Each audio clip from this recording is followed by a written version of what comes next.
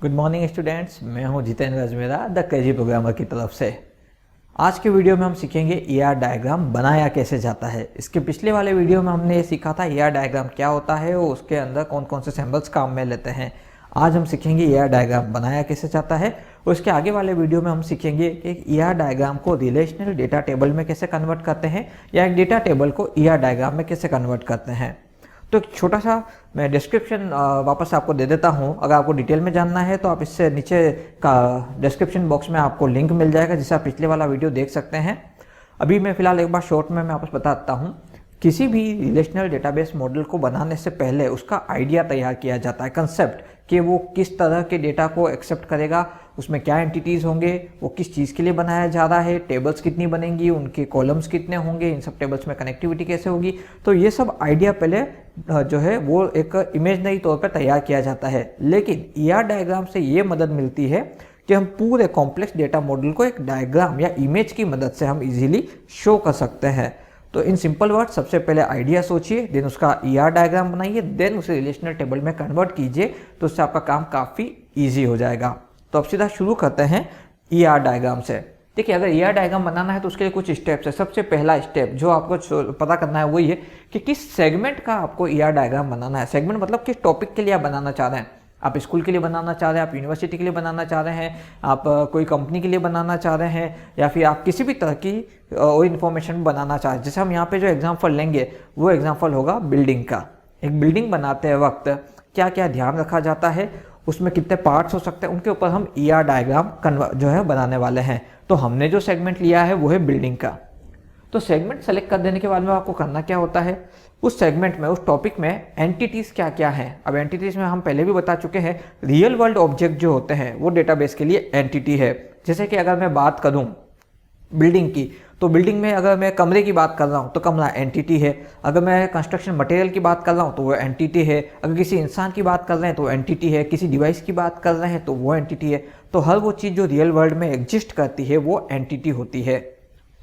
Entities में decide करने के बाद में अब उन एंटिटीज़ के एट्रीब्यूट्स हमें पता करने होते हैं। एट्रीब्यूट्स क्या होते हैं, उस एंटिटी की या उस ऑब्जेक्ट की स्पेसिफिक फंक्शंस क्या क्या है या किससे उसको आइडेंटिफाई किया जा सकता है। जैसे अगर ह्यूमन की बात करें, नेम, एज, एड्रेस, उसका बॉडी पोस्चर या उसके जो अदर कैरेक्टरिस्टिक्स है वो कहाँ जॉब करता है, ये सब उसके एट्रीब्यूट्स हो गए। किसी बुक की बात करें तो टाइटल, किस टॉपिक पे है, ये उसके एट्रीब्यूट्स हो गए। किसी कॉलेज या स्कूल की बात करें तो नेम क्या है, रजिस्ट्रेशन ईयर क्या है, किस चीज़ से रिलेटेड स्कूल या कॉलेज है, ये सब एट्रीब्यूट्स हो गए। एक फ़ोन की बात करें तो उसके फीचर्स क्या क्या है, ये उसके एट्रीब्यूट्स हो गए। एट्रीब्यूट्स बना करने के बाद में अब जो जितनी भी अलग अलग एंटिटीज़ हैं उनके बीच में रिलेशन क्या है ये हमें दिखाना पड़ता है।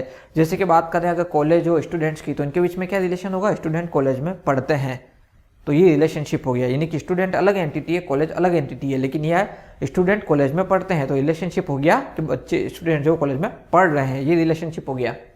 अब उसके बाद में फिर हम वीक एंटिटी, ठीक है, वीक एंटिटी क्या होता है, ऐसी एंटिटी जो कि अपने एग्जिस्टेंस के लिए किसी और दूसरी एंटिटी पे डिपेंड करे। जब हम डायग्राम बनाएंगे आपको समझ में आ जाएगा। अभी फिलहाल मैं इसकी सिर्फ डेफिनेशन दे सकता हूँ कि ऐसी एंटिटी या ऐसा ऑब्जेक्ट जो ER डायग्राम में अपने एग्जिस्टेंस के लिए, अपने अस्तित्व के लिए किसी और एंटिटी पर डिपेंड कर रहा है, इंडिविजुअल नहीं है, ठीक है। अब बात करते हैं डेराइव्ड एट्रीब्यूट की। डेराइव्ड एट्रीब्यूट जैसा हमने पहले बताया था, वो एट्रीब्यूट जिन्हें दूसरे एट्रीब्यूट्स की मदद से हम डेराइव कर सकते हैं या जिनकी वैल्यू या इन्फॉर्मेशन हम दूसरे एट्रीब्यूट से फाइंड आउट कर सकते हैं, वो डेराइव्ड एट्रीब्यूट कहलाते हैं। एंड मल्टी वैल्यू एट्रीब्यूट, वो एट्रीब्यूट जिनके अंदर की एक फिक्स वैल्यू नहीं होती, ठीक है, वो मल्टी वैल्यू एट्रीब्यूट में आते हैं। मैंने सबके आगे डायग्राम बना रखे हैं। एंटिटी को रेक्टेंगल बॉक्स में शो करते हैं, एट्रीब्यूट्स को जो है हम ऑयल में शो करते हैं, एंड देन रिलेशनशिप को डायमंड बॉक्स में दिखाते हैं। वीक एंटिटी को डबल रेक्टेंगल में शो करते हैं। डेराइव्ड एट्रीब्यूट को हम डैश्ड एलिप्स में शो करते हैं। मल्टी वैल्यू एट्रीब्यूट को हम डबल एलिप्स में शो करते हैं। इसी तरह से प्राइमरी की, जब एंटिटीज डिसाइड हो जाती है तो किसी एक एंटिटी को हम प्राइमरी की बना देते हैं, तो उसमें हम जो उस एट्रीब्यूट के नीचे एक लाइन खींच देते हैं, तो ये हमारा प्राइमरी की हो जाता है। ये सारे बेसिक कंसेप्ट हैं जो हम इससे पहले वाले वीडियो में डिस्क्राइब कर चुके हैं। आप वो वीडियो देखेंगे तो आपको डिटेल में समझ में आ जाएगा। अब हम सीधा शुरू करते हैं ER डायग्राम बनाया कैसे जाता है।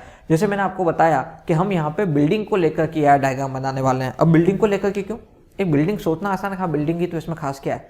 बिल्डिंग बनाने से पहले बहुत सारी चीज़ें देखनी पड़ती है। बिल्डिंग किस लोकेशन में है, किस चीज़ के लिए बिल्डिंग बनाया जा रहा है, उसका डिज़ाइन कैसा होगा, उसका ओवरऑल लुक कैसा होगा, उसका स्ट्रक्चर कैसा होगा, उसमें कितने कमरे होंगे, हॉल कितने होंगे, लेट बाथ्स कितने होंगे, ओके, उसमें कैंटीन होगा कि नहीं होगा, तो हर एक चीज़ हमें देखनी पड़ती है। तो इसलिए मैं उसका एग्जाम्पल यहाँ पे आपके सामने ले रहा हूँ। तो मेरा सबसे पहला सेगमेंट हो गया बिल्डिंग।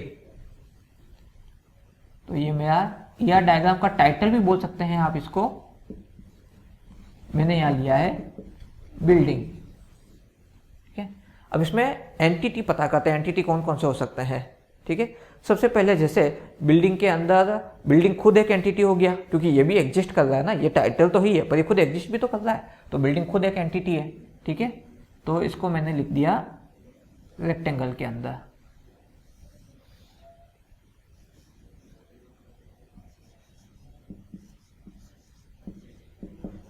ओके, बिल्डिंग एक एंटिटी हो गया। अब हम इसके पहले एट्रीब्यूट निकाल लेते हैं। ठीक है, बिल्डिंग के एट्रीब्यूट क्या हो सकते हैं? सबसे पहले बिल्डिंग की लोकेशन क्या है, किस एरिया में है वो, तो ये इसकी लोकेशन, ये इसका एट्रीब्यूट हो गया।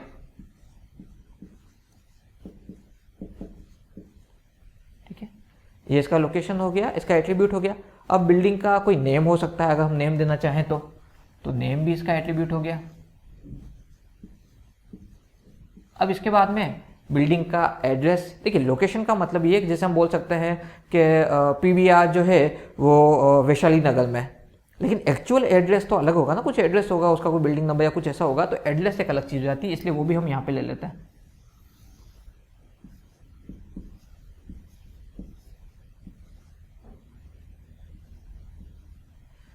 अब एड्रेस के बाद में यूँ तो और भी बहुत सारे एट्रीब्यूट हो सकते हैं, बिल्डिंग का कलर कैसा है, बिल्डिंग का लुक कैसा है, बिल्डिंग के अंदर कितने जो है फ्लोर्स है, ये सब हम कर सकते हैं। तो हम यहाँ पे चलिए वो भी मेंशन कर ही देते हैं, नंबर ऑफ फ्लोर्स।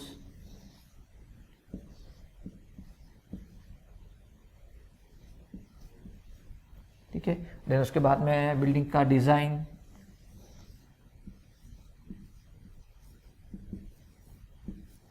तो ये कुछ बेसिक एट्रीब्यूट्स है, यूँ तो काफ़ी सारे हो सकते हैं, पर ये एज एग्जाम्पल हमने ये बेसिक एट्रीब्यूट्स लिए हैं। अब एंटिटी और एट्रीब्यूट को कनेक्ट कैसे करते हैं? लाइंस की मदद से। सिंपल, बस ये लाइंस बनानी है। यहाँ ध्यान रखिएगा, यहाँ पे एरो नहीं है, ये सिर्फ लाइंस बनेगी। एरो जो है वो डेटा के फ्लो को दिखाता है, तो वो हम यहाँ पे डेटा फ्लो दिखा ही नहीं रहे, हम तो खाली कनेक्टिविटी दिखा रहे हैं, इसलिए हम सिर्फ लाइंस का इस्तेमाल करेंगे। ये हमारा एक एंटिटी और उसके बेसिक एट्रीब्यूट्स हो चुके हैं। अब हम दूसरा एंटिटी ढूंढते हैं। दूसरा एंटिटी क्या होगा? बिल्डिंग्स के अंदर क्या होते हैं? फ्लोर्स। ओके, तो चूंकि फ्लोर हमने यहाँ पे एज ए एट्रीब्यूट लिया है, तो मैं इसको यहाँ पे एंटिटी में जो है मैं कंसिडर नहीं करूँगा। तो अब मैं आगे सीधा कहाँ आता हूँ, इसमें क्या हो सकते हैं? यहाँ पर रूम्स, हम बात करते हैं बिल्डिंग के अंदर के रूम्स की, तो रूम हमारा एक एंटिटी हो गया।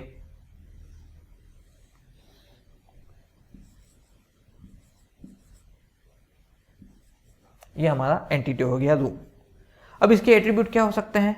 सबसे पहला साइज या फिर डायमेंशन, ये हमने यहां पे कर दिया रूम का साइज।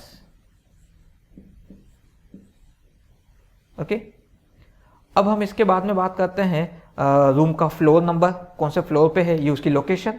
ठीक है, उसका रूम फ्लोर नंबर कौन सा है, कौन सी विंग में है, तो ये हो जाएगा उसका लोकेशन या फिर उसकी पोजीशन। तो हम यहाँ पे इसको पोजीशन ले लेते हैं, क्योंकि लोकेशन हमने बिल्डिंग के लिए वर्ड यूज कर लिया है। आप सेम वर्ड यूज कर सकते हैं, ईआर डायग्राम में से कोई इशू नहीं है, बट चूंकि ये फॉर बिगनर्स है तो हम यहाँ पे अलग अलग वर्ड्स ले हैं ताकि कंफ्यूजन क्रिएट ना हो। तो रूम की पोजीशन क्या है? ऑल ओवर बिल्डिंग के अंदर। तो रूम की दो बेसिक हुए। अब उसके बाद में रूम का टाइप, रूम किस टाइप का है? ये ऑफिस रूम है, ये पर्सनल रूम है, ओके, ये मीटिंग रूम है या कैंटीन है या क्या है, इसलिए रूम का टाइप होना बहुत जरूरी है, क्योंकि उसी टाइप के हिसाब से रूम को डिजाइन किया जाएगा। तो रूम का टाइप,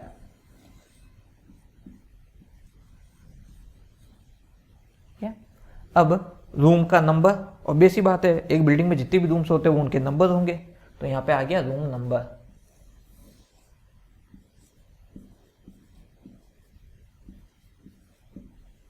ठीक है, ये अब और भी चीज़ें हो सकती है, इसके कलर क्या होगा, या उसके अंदर फर्नीचर क्या लगेगा, तो वो सारी चीज़ें हम यहाँ फिलहाल कंसिडर नहीं कर रहे हैं, क्योंकि जैसा मैंने बोला है फॉर बिगनर्स ईआर डायग्राम है, तो हम इसे शॉर्ट एंड स्वीट में रख रहे हैं। एक्चुअली में ईआर डायग्राम में हर एक चीज़ मेंशन करी जाती है। अगर रूम का आ गया तो रूम का डायमेंशन क्या होगा, हाइट कितनी होगी, उसके अंदर पीओपी वर्क होगा या डायरेक्ट फ्लैट पैनल होगा, लाइट्स कितनी लगेगी, फर्नीचर कैसा होगा, कलर कैसा होगा, उसके अंदर विंडोज़ कितनी होंगी, डोर्स कितने होंगे, ये सब चीज़ें काउंट होती है। पर हम फिलहाल यहाँ पे वो सब चीज़ें काउंट नहीं कर रहे हैं, हम इसको शॉर्ट एंड स्वीट में बनाया। दैट्स व्हाई मैंने बेसिक जो है आपके सामने एग्जाम्पल रखे हैं। अब इन एट्रीब्यूट्स को भी कनेक्ट कर देते हैं इसकी एंटिटी से। यानी हमने यहाँ पे 2 स्टेप कवर कर लिए, एंटिटीज एंड एट्रीब्यूट्स। अब हम आते हैं तीसरे स्टेप की तरफ, फाइंड रिलेशनशिप। यहाँ पे 2 एंटिटी है, इनके बीच में रिलेशन क्या है? बहुत ही सिंपल रिलेशन है। बिल्डिंग के अंदर रूम्स होते हैं, बिल्डिंग हैव रूम्स, ऑब्वियस ही बात है रूम्स बिल्डिंग के अंदर होंगे, इनके बीच की कनेक्टिविटी है। रिलेशन क्या है? रूम्स कहाँ है? बिल्डिंग के अंदर, अलग से तो बने नहीं है, तो बिल्डिंग में ही बने हुए हैं। That's why building have rooms. तो रिलेशनशिप को हम डायमंड बॉक्स से दिखाते हैं। तो यहाँ पे हमने एक डायमंड बॉक्स बनाया पहले, उसमें हमने लिख दिया have, building have rooms, building के पास रूम होते हैं। ये इसकी कनेक्टिविटी हो गई, ठीक है। रिलेशनशिप सिंपल है। देखिए रिलेशनशिप में कभी उलझिएगा मत। सिंपल सा रिलेशनशिप का मतलब कि दोनों एंटिटी के बीच में सबसे कॉमन या सबसे सिंपल रिलेशन क्या हो सकता है, वही रिलेशनशिप कहलाता है, ठीक है। जैसे आपका पास मोबाइल है, तो मोबाइल और आपके बीच में क्या रिलेशन है? यू हैव मोबाइल, वो आपका मोबाइल है, सो यू हैव मोबाइल। तो यू यानी कि पर्सन, तो पर्सन के नेम, एज, एड्रेस अलग होते हैं, और मोबाइल का मॉडल नंबर, कंपनी, फीचर्स, ये अलग एट्रीब्यूट हो गए दोनों के, लेकिन रिलेशन क्या है? You have mobile. तो इस तरह से रिलेशनशिप फाइंड आउट करना काफ़ी इजी होता है, उसको डायमंड बॉक्स में शो करना है। ओके, तो ये हमने तीसरी स्टेप भी कवर कर ली, रिलेशनशिप, ठीक है। अब अगर हम बात करें वीक एंटिटी की, ठीक है, अभी तक हम सिर्फ बेसिक एग्जांपल ले रहे हैं, इसलिए मैं शॉर्ट एंड स्वीट में बता रहा हूँ। वीक एंटिटी की हम बात करते हैं ना। वीक एंटिटी जैसा मैंने बोला था, एक ऐसी एंटिटी जो अपने एग्जिस्टेंस के लिए किसी और एंटिटी पे डिपेंड करे, ठीक है। तो अब मैं यहाँ पे एग्जांपल दे रहा हूं। मैं यहाँ पे एक वर्ड काम में ले रहा हूं, कलर।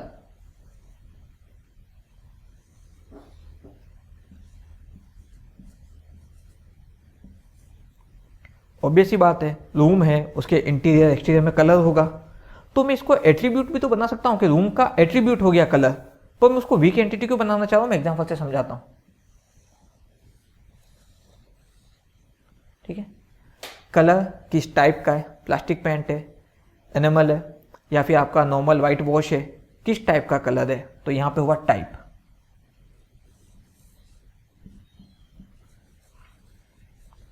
अब इसके बाद में ये किस कंपनी का है? अलग अलग कंपनियां होती है, ये किस कंपनी को बिलोंग करता है? तो मैन्युफैक्चरर्स या फिर कंपनी।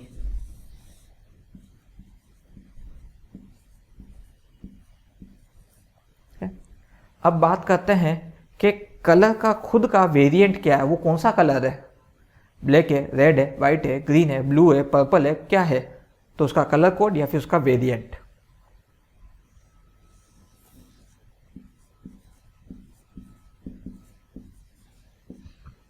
ओके, इसके अलावा अदर कैरेक्टरिस्टिक्स भी होती है पेंट की। डस्ट प्रूफ होता है, कोई जो है टेम्परेचर कंट्रोलिंग के लिए होता है, इस तरह से अलग अलग होता है। तो हम उनका कोई भी ऐसा स्पेसिफिकेशन डाल सकते हैं, पर एक बार के लिए हमने इतने ही कंसीडर किए। तो अब ये कलर जो है ये बिल्डिंग से कनेक्टेड है, लेकिन कलर तो रूम्स में हो रहा है, और रूम्स का है बिल्डिंग में, यानी कि कलर बिल्डिंग से कनेक्टेड है, पर डायरेक्टली नहीं, इनडायरेक्टली।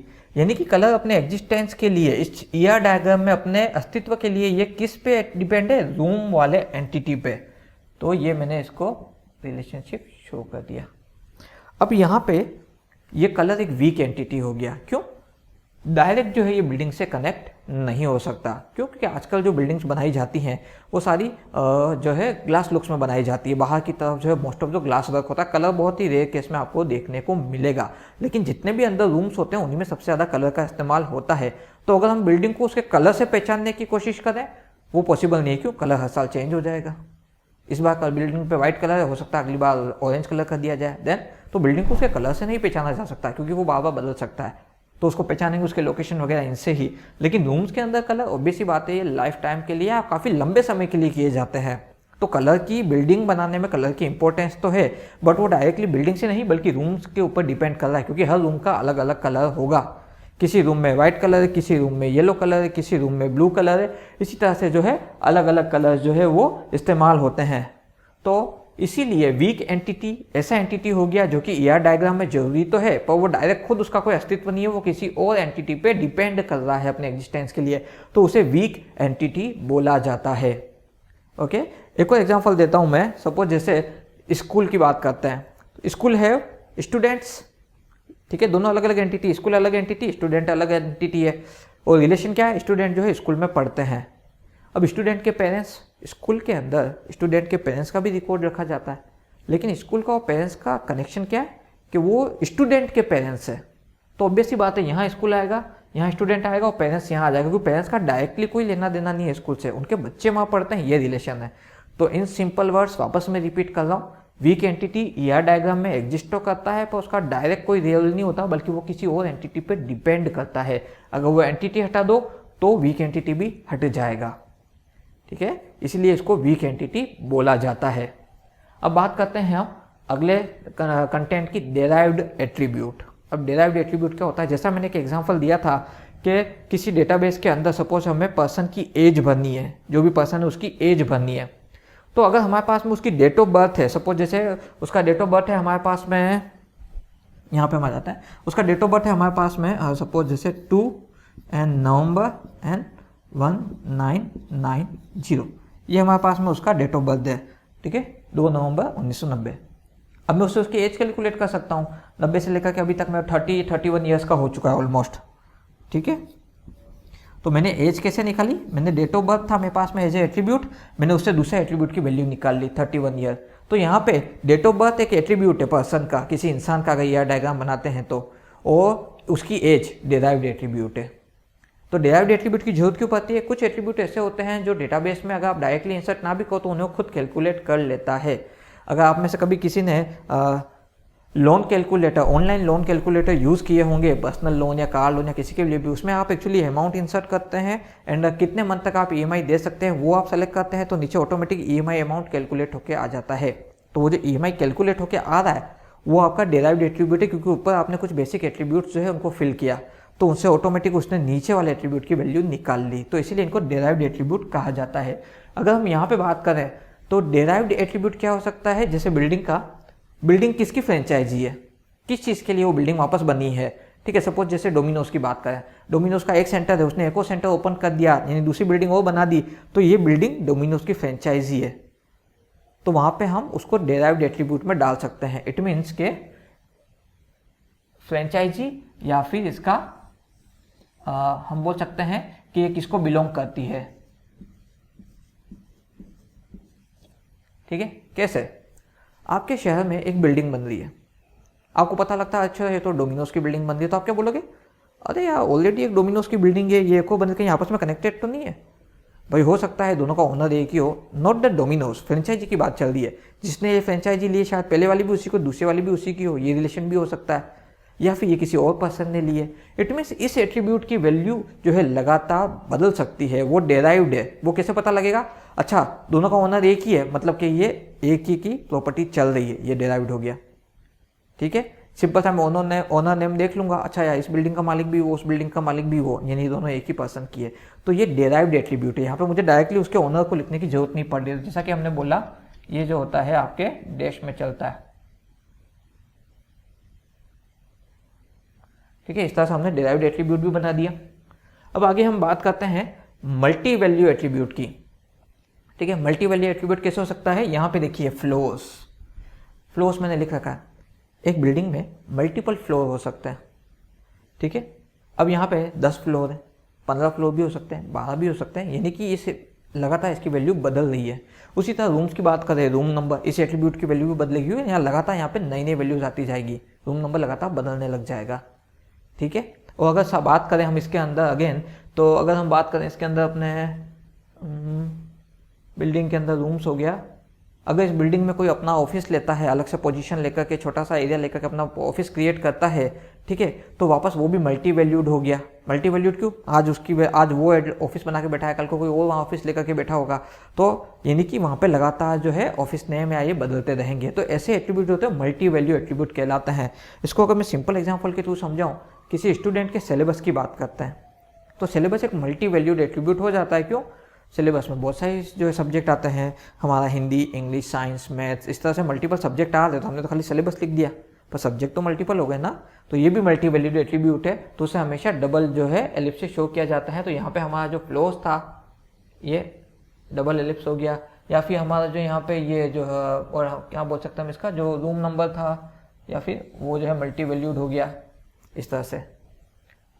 तो मल्टी वैल्यू मतलब सिंपल सा ऐसा एट्रीब्यूट जिसके अंदर एक ही वैल्यू नहीं बल्कि अलग अलग टाइप की वैल्यूज आ सकती है। ठीक है, अब बात करते हैं प्राइमरी की। हमने पहले भी पढ़ा है, मैंने आपको की वाले के लिए अलग से पूरा वीडियो बनाया था, लिंक आपको डिस्क्रिप्शन बॉक्स में मिल जाएगा, जहां से आपको ईआर डायग्राम के सारे बेसिक फंक्शंस और रिलेशनल टेबल के सारे बेसिक इवन कीज कंसेप्ट वाला वीडियो भी बना हुआ है, उससे आपको सब आइडियाज मिल जाएंगे।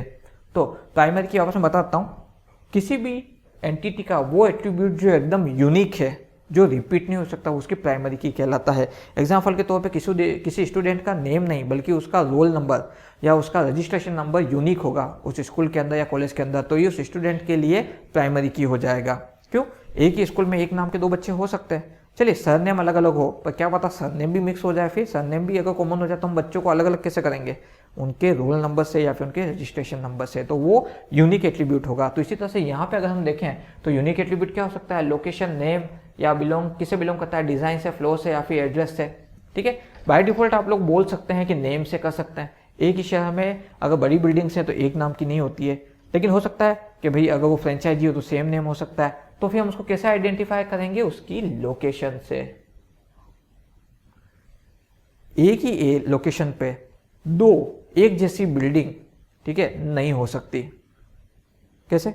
एक बिल्डिंग डोमिनोज की उसी लोकेशन में है, सपोज जैसे वैशाली नगर में डोमिनोज का बिल्डिंग है, तो वैशाली नगर में ही जस्ट पास में दूसरा डोमिनोज का बिल्डिंग क्यों बनेगा? उसका कोई बेनिफिट ही नहीं है, वो किसी और लोकेशन में बनाएंगे। तो लोकेशन यहाँ पे यूनिक हो सकता है, और अगर आप चाहो तो बिल्डिंग नंबर दे सकते हैं। ठीक है, क्योंकि अकॉर्डिंग टू यूआईटी की अगर हम बात कर रहे हैं, जो कि बिल्डिंग बनाने की परमिशन देती है, तो वो हर बिल्डिंग को एक नंबर भी देती है इंडिविजुअल, जिसको हम खसरा नंबर बोलते हैं लोकल लैंग्वेज में। वो एक यूनिक नंबर होता है जो उस एरिया को दिया जाता है, उस पर जो भी बिल्डिंग बनी वो नंबर उसका हो गया, तो वो भी हम यहाँ डाल सकते हैं एज ए रजिस्ट्रेशन नंबर, उसको हम प्राइमरी की बना सकते हैं।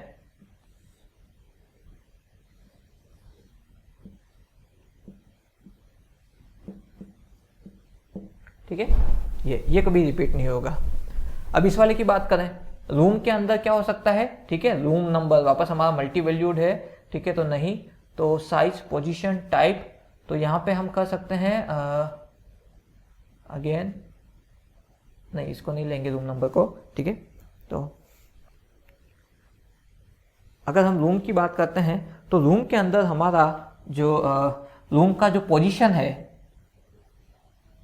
ये हो सकता है। क्यों? पूरी बिल्डिंग में सपोज जैसे बात करें, अगर थर्ड फ्लोर पे सेकंड विंग में फर्स्ट रूम है, तो ये पूरी बिल्डिंग में इकलौता है। कैसे? भाई थर्ड फ्लोर पे आए, सेकंड विंग में गए, फर्स्ट नंबर का रूम, ये उसकी पोजीशन है, ये यूनिक हो गई, क्योंकि वहां पे वही रूम रहेगा, कोई दूसरा रूम नहीं आ सकता। ये तो ही हो सकता है कि उसी लोकेशन उसी पोजीशन पे दो रूम हो जाए। भाई दूसरे रूम का क्या हो जाएगा कि भाई third floor, second wing, second room, तो वो बिल्कुल अलग हो गया, यानी कि पोजीशन अपने आप में यूनिक हो गई। तो ये एज ए प्राइमरी की बन सकता है। तो इस तरह से हमें प्राइमरी की बनानी पड़ती है। ठीक है, तो ये बेसिक पूरा आइडिया था ईआर डायग्राम बनाया कैसे जाता है।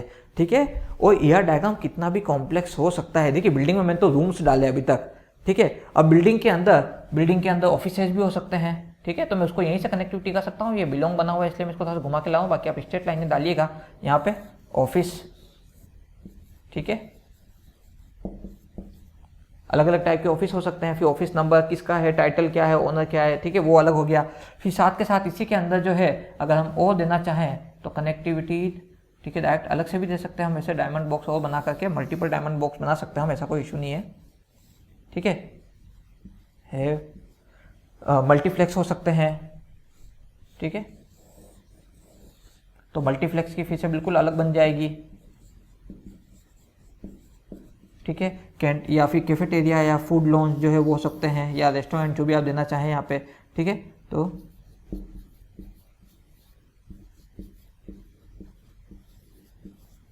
यानी कि एक बिल्डिंग के अंदर मल्टीपल अलग अलग डिपार्टमेंट्स या कुछ भी हो सकता है, ठीक है। तो ये सब भी उसके एंटिटीज बन सकती हैं, उन सबके बीच में भी रिलेशनशिप होगा।